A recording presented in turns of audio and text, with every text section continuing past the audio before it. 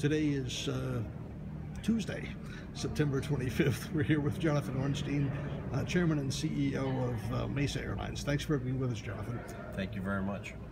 Can you talk a little bit about the pilot shortage in the regional industry and how it's impacting you? And Sure. The pilot shortage is clearly the greatest challenge that the company faces, and I think the industry faces. The good news is the people who have the ability to make changes now accept the fact that there is a shortage that's been induced by what I would view to be ill-advised legislation. The unintended consequences of this legislation have been significant in terms of lost service, reduced number of departures, upgauging of equipment, elimination of cities off the national transportation map. Biggest issue is that the pool of available pilots has gone down so much that we've seen a decrease in proficiency, not an increase. The fact of the matter is, throughout the industry, failure rates, which used to be close to zero when we had highly qualified, well-trained pilots, now is approaching, in many cases, and exceeding double-digit failure rates throughout the industry. And that's certainly been the experience at Mesa as well. Again, I think the best news is that folks at the FAA, they don't even question the fact that this is a shortage that's been self-inflicted.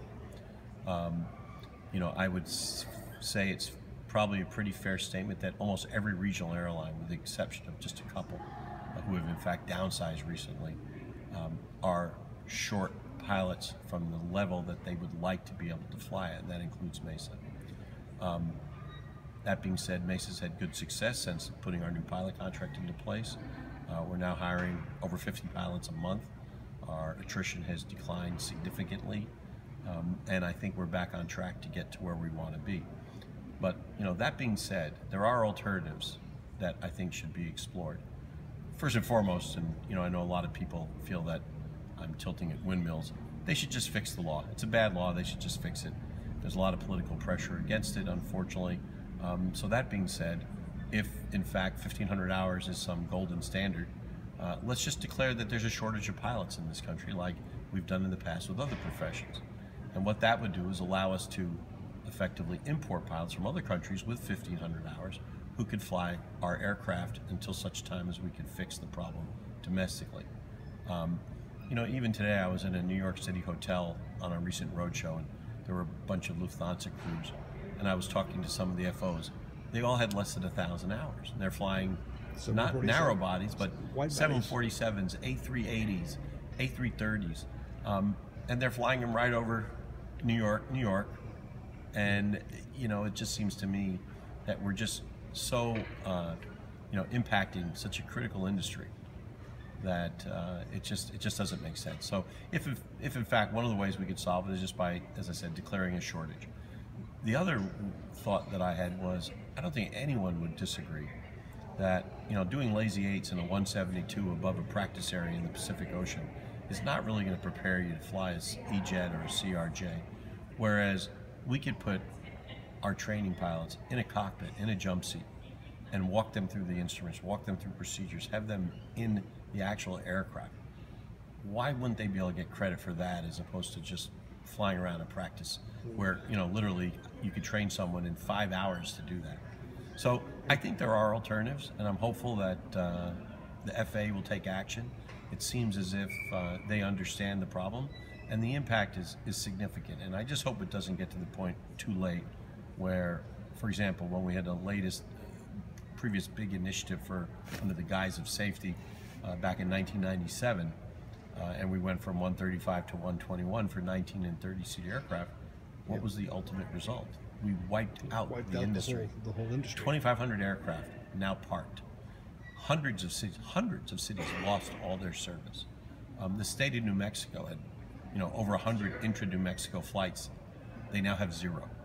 I mean, we don't want that to happen, and if we don't make changes, ultimately it could easily happen.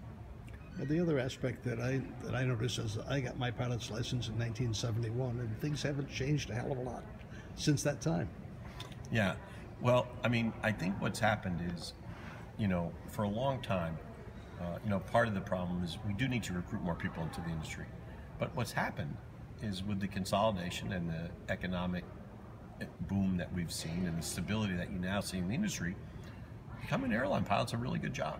And I was talking to a couple of my new hires who said that one of the things that attracted them to the industry was the fact that there's this additional stability and the opportunity to move up. And look, if guys want to come or gals want to come to Mesa for 3, 4, 5 years and then be able to go on to a major carrier to make sort of the big money and fly the bigger equipment, that's great. Fortunately, those jobs have become more stable, more attractive, and we are beginning to see more people enter the industry.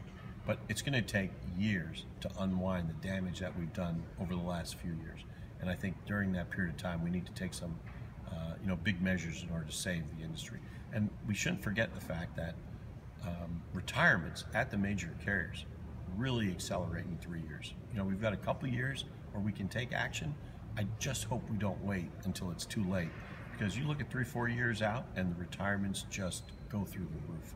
And the system will not be able to handle it without action today. In terms of the pilot shortage, cost has become a great issue in terms of training and bringing people. We've seen internationally they've gone to new processes and 250 hours to get someone in the right seat of an airliner overseas with an MPC license, which involves a lot of training that is modern and includes crew coordination and other things that you wouldn't have in a typical curriculum where we come up through the private commercial instrument ATP system that we have. It accelerates and streamlines that process. Is that something we ought to be doing here and changing the way we train? Well, I think that what's happening it was very interesting. Something that I was not aware of is that when we talked to the colleges yesterday, they said that in spite of the higher costs, that the number of students they have in their aviation programs has increased from 5 years ago. But here's the problem. It just hasn't increased nearly enough. And so for us to get to that point where the industry becomes effectively self-sufficient in terms of hiring and training people, we're going to have to do things differently. And I think a large part of that is going to be incumbent upon us to figure out ways to help people afford the training. It might be the fact that we can convince our government to help finance flight training, which in the past they haven't been willing to do. They'll finance the educational piece, but not the flight training piece. Those kinds of things we have to be able to answer, because we don't need a 25% increase in pilots. We need 100 or 150% increase in pilots 3, 4, 5 years out from now. So we have to look at things differently. I think we need to look at other ways to build time, knowing full well, as I mentioned before, that just flying around a practice zone over the Pacific Ocean is just not preparing you to be a pilot on a regional jet flying, in congested, controlled airspace. There's no transference of skills there. Yeah, exactly. In terms of scope clause, do you see any relief in scope clause coming to enable the new airplanes, the Embraer E2s or the MRJ-90? I think that the likelihood of there be scope relief to allow for larger aircraft is as close to zero as one could get. I just don't see it happening. It's a very emotional issue with the pilots. I think that could there be some scope relief in terms of the number of existing type aircraft, Embraer 175s, CRJ 900s? Yeah, I think that you could see some relief. I know in particular United has made this a very big part of their discussion with their pilots. But again, these are very emotional issues, and it's hard to see. Progress, let's just say, is slow. That being said, I think particularly at United, Scott Kirby's there. He's a former military pilot. Frankly, if anyone would be able to convince the pilot group that this is in their interest, I think Scott would be able to do that. And when you look at it, it truly is in the interest of the mainline pilots to have that feed, because without the feed, there's no way they can grow the narrow body fleet or the wide body fleet. They really need to build the pyramid from the bottom up, and we're the base of that pyramid. And not only are we bringing a lot of their feed traffic, we're bringing a lot of their higher yield field traffic. So I think that for a lot of reasons it makes sense. Again, I think the likelihood of larger jets is very low. I think the possibility for the existing aircraft is reasonably good. over the long term. And I think it'll just depend on each carrier's appetite and willingness to move forward with those plans. You know, the pilots are very smart. They can do the math, and they know that they're valuable, and they're going to ask for something in return. And the question just will be, do carriers decide that it's worth paying that price to pick up that incremental feed business? So, you know, I'm hopeful. I like the term cautiously optimistic, but nonetheless, it's going to be a tough road to hoe. That's for sure. We've seen the big guys consolidate down to the big three or big four if you count Southwest, and in the regional side, we've seen some consolidation recently. Do you expect that trend to continue? And what's your outlook for the regional industry? Obviously, a few years ago we had 300 smaller 135 regionals. Correct. Now we're down to about 60, and it's continuing to drop. Well, when you look at, you know, here we are at the RAA at our 43rd convention. I think I went to the first one about 25 years ago. And if I remember correctly, I think someone told me there were 120 airline members. I think today there's less than 15. There's been a big consolidation, and that consolidation has also been aided by attrition. And I think that trend can, fortunately or unfortunately, depending how you look at it, continue. I mean, on the fortunate side, I think Mesa is a survivor. We just went public. We've raised some additional capital, much needed additional capital.